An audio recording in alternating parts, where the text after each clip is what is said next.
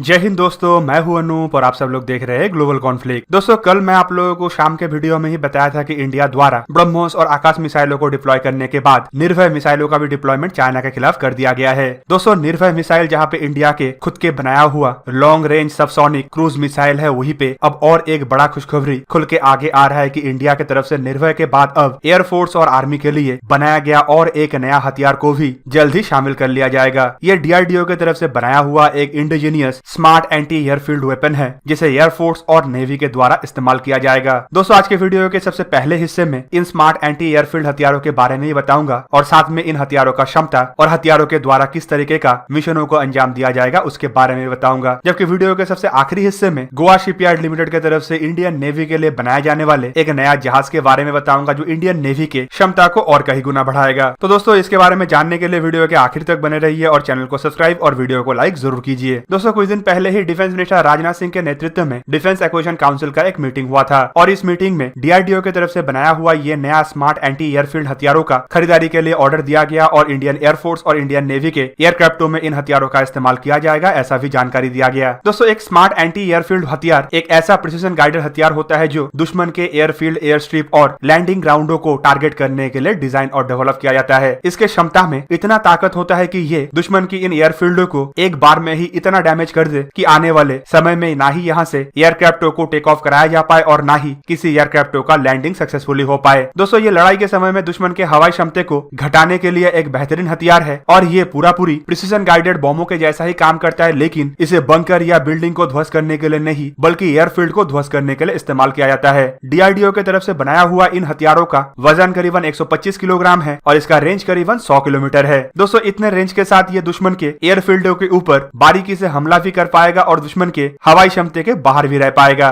दोस्तों, गवर्नमेंट की तरफ से डीआरडीओ को ये हथियार बनाने के लिए 2013 में परमिशन दिया गया था और 3 साल के अंदर डीआरडीओ द्वारा हथियारों का डेवलपमेंट भी कर लिया गया था। 2016 में मई महीने के दरमियान डीआरडीओ की तरफ से बनाया हुआ इन हथियारों को सक्सेसफुल परीक्षण किया गया, जबकि नवंबर महीने में ही दूसरा बार इसका सक्सेसफुल परीक्षण हुआ। 2017 में दिसंबर महीने के दरमियान 3 बार और हथियारों को सक्सेसफुल परीक्षण करके ये साबित किया गया कि हथियार अब इस्तेमाल लायक हो चुका है। जबकि ठीक इसके एक साल बाद 16 अगस्त से लेकर 18 अगस्त 2018 में इन हथियारों को और 8 बार बारीकी से परीक्षण किया गया ताकि किसी भी तरीके का कोई भी खामी ना रहे। दोस्तों, 2013 में जब गवर्नमेंट की तरफ से डीआरडीओ को इन हथियार बनाने के लिए प्रोजेक्ट को सौंपा गया था, तब हथियारों के डिस्क्रिप्शन के रूप में यह भी बताया गया था कि हथियारों के पास इतना भी क्षमता होना चाहिए कि आसानी से डुअल मिशनों को अंजाम दे पाए, जैसे कि रनवे और एयरफील्डों के अलावा एयरफील्ड के हैंगर, बंकर्स और रीइंफोर्समेंट स्ट्रक्चरों को भी ये ध्वस्त कर पाए। इसीलिए इन हथियारों में हाई एक्सप्लोसिव वॉरहेड का भी इस्तेमाल किया गया है, जो एक तरीके से दूसरे मिशनों को भी आसानी से अंजाम दे पाता है। दोस्तों, आपके जानकारी के लिए बता दूं कि फिलहाल इंडिया द्वारा इन हथियारों को जैगुआर एयरक्राफ्ट और सुखोई 30 MKI जैसे एयरक्राफ्टों में इस्तेमाल किया जा रहा है, जबकि आने वाले समय में राफेल के अलावा तेजस और अन्य एयरक्राफ्टों में भी इसे इंस्टॉल किया जाएगा। जबकि इन हथियारों को इंडिया के AMCA प्रोजेक्ट में भी इंस्टॉल करने का बात कहा जा रहा है और आने वाले समय में ऐसे ही इंडिजीनियस हथियारों के द्वारा इंडियन एयरफोर्स के एयरक्राफ्टों का क्षमता को बढ़ाया जाएगा। दोस्तों, इन हथियारों का और एक खास बात यह भी है कि हथियार काफी ज्यादा किफायती है और इसे डेवलप करने के लिए सिर्फ 970 करोड़ रुपया खर्चा हुआ। दोस्तों, अब चलिए जानने का कोशिश करते हैं कि गोवा शिपयार्ड लिमिटेड की तरफ से इंडियन नेवी के ताकत को बढ़ाने के लिए कौन सा नया जहाज का कंस्ट्रक्शन शुरू किया गया। दोस्तों, गोवा शिपयार्ड की तरफ से जो ये जहाज बनाया जाएगा, ये प्रोजेक्ट 11356 के स्टेल्थ फ्रिगेट है, जिसे हम एडमिरल गोशकॉफ क्लास के फ्रिगेट के नाम से भी जानते हैं और ये जहाज गोवा शिपयार्ड लिमिटेड में रशिया के मदद से बनाया जाएगा। इंडिया और रशिया के बीच में 4 ऐसे स्टेल्थ फ्रिगेट को लेकर बातचीत हुआ है, जिसमें से 2 जहाज रशिया में बनेगा, जबकि बाकी के 2 जहाज गोवा शिपयार्ड लिमिटेड में रशिया के मदद से बनाया जाएगा। और इस जहाज के कंस्ट्रक्शन के लिए 21 सितंबर 2020 के दिन पहले जहाज के स्टील कटिंग सेरेमनी हुआ। स्टील कटिंग सेरेमनी में इंडियन नेवी के vice admiral G Ashok Kumar भी शामिल थे और उनके द्वारा ही पहला स्टील कटिंग किया गया। दोस्तों, आपके जानकारी के लिए ये भी बता दूं कि ये जहाज बनने से अब गोवा शिपयार्ड लिमिटेड के पास भी इतना क्षमता हो जाएगा कि ये बड़े आकार के जहाजों का कंस्ट्रक्शन कर पाए। प्रोजेक्ट 11356 के ये जहाज गोवा शिपयार्ड लिमिटेड में बनाया जाने वाला सबसे बड़ा जहाज होगा और इस जहाज का निर्माण के लिए पिछले साल ही रशियन अथॉरिटी के द्वारा गोवा शिपयार्ड लिमिटेड में नया कंस्ट्रक्शन साइट निर्माण करने में मदद भी शुरू किया गया था। गोवा शिपयार्ड लिमिटेड की तरफ से यह भी जानकारी दिया गया है कि ये नया बड़ा जहाज बनाने के लिए जो सब सिस्टम और सिस्टमों का इस्तेमाल किया जा रहा है, उनमें से ज्यादातर सिस्टम इंडिजीनियस है और स्वदेशी सिस्टमों के द्वारा ही इस जहाज का निर्माण किया जाएगा। दोस्तों, प्रोजेक्ट 11356 क्लास के जहाज को तलवार क्लास के जहाज के आधुनिक संस्करण कहा जाता है, जिसे रशिया द्वारा ही डिजाइन किया गया है। फिलहाल इस जहाज को एडवांस मिसाइल फ्रिगेट का दर्जा दिया जाता है और जहाज के पास हवा और पानी दोनों में ही मार करने का क्षमता भी है और साथ ही साथ ये जहाज अंडर वाटर वॉरफेयर के लिए भी हथियारों से लैस है। दोस्तों इन जहाजों के पास कितना क्षमता है चलिए एक एक करके जानते हैं। दोस्तों प्रोजेक्ट 11356 क्लास के जहाज लंबाई में करीबन 124.8 मीटर, चौड़ाई में करीबन 15.2 मीटर और इसका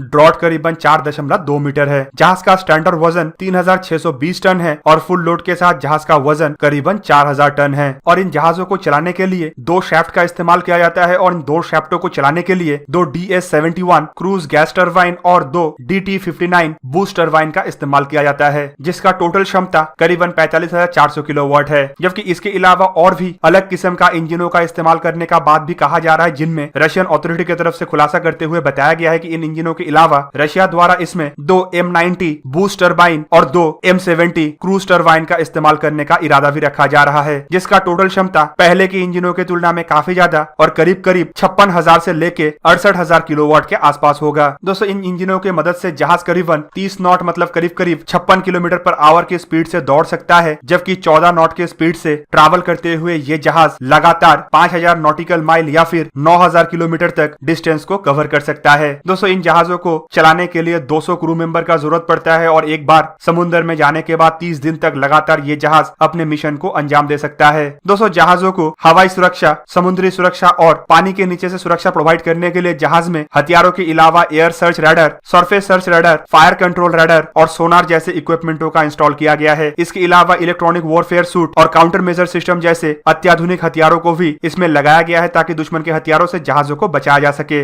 दोस्तों हथियारों को देखें तो जहाज में प्राइमरी गन के हिसाब से एक 100 मिलीमीटर के A190 नेवल गन का इस्तेमाल किया गया है, जबकि इसके अलावा एंटी शिप और लैंड अटैक क्रूज मिसाइल के लिए 4 सेट के 2 मतलब टोटल 8 वर्टिकल लॉन्चिंग सिस्टम है, जिसके द्वारा कैलिवर, ओनिक और जर्कॉन जैसे रशियन मिसाइलों के अलावा ब्रह्मोस जैसे इंडियन मिसाइलों को भी लगाया जा सकता है। हवाई सुरक्षा के लिए जहाज में 12 वर्टिकल लॉन्चिंग का 2 सेट मतलब टोटल 24 वर्टिकल लॉन्चिंग सिस्टम है, जिसके द्वारा Russian made Buk surface to air मिसाइलों को दागा जा सकता है। इसके अलावा जहाजों में 2 AK-630 close in weapon system, 8 Igla short range surface to air missile, 2 double barrel के 533 मिलीमीटर के टॉर्पेडो ट्यूब और एक RBU 6000 anti submarine rocket launcher भी लगाया गया है। दोस्तों इन जहाजों के द्वारा रशिया के बनाया हुआ कामोफ सीरीज के एडवांस तरीन हेलीकॉप्टरों का भी इस्तेमाल किया जा सकता है, जो troop transportation, early warning system या फिर एंटी सबमरीन वॉरफेयर में भी माहिर हेलीकॉप्टर हो सकता है। दोस्तों फिलहाल 4 जहाजों में 3 जहाजों का काम शुरू हो चुका है, जिनमें से 2 जहाज जो रशिया में बन रहा है वो 2024 तक भारत को मिलेगा, जबकि जो बाकी के 2 जहाज गोवा शिपयार्ड लिमिटेड में बनेगा वो भारत को 2026 और 2027 तक हैंडओवर किया जाएगा। दोस्तों इन जहाजों को बनाने का क्षमता इंडिया के पास भी था, लेकिन रशिया के साथ यूक्रेन का कुछ दिक्कतें चल रहा था बोल के भारत द्वारा रशिया को एक तरीके से सपोर्ट करते हुए रशिया से इन जहाजों को खरीदा गया। बदले में रशिया की तरफ से भारत के गोवा शिपयार्ड लिमिटेड को इतना क्षमताशाली बनाया जा रहा है कि इसमें अब बड़े बड़े जहाजों का कंस्ट्रक्शन भी किया जाना संभव हो पाएगा। तो दोस्तों ये था आज का वीडियो। अगर आपको वीडियो अच्छा लगा तो इसे लाइक कीजिए और मेरे चैनल को सब्सक्राइब कीजिए और साथ में बना हुआ बेल आइकन को भी प्रेस कर दीजिए ताकि आप मेरा वीडियो देख पाए सबसे पहले। जय हिंद।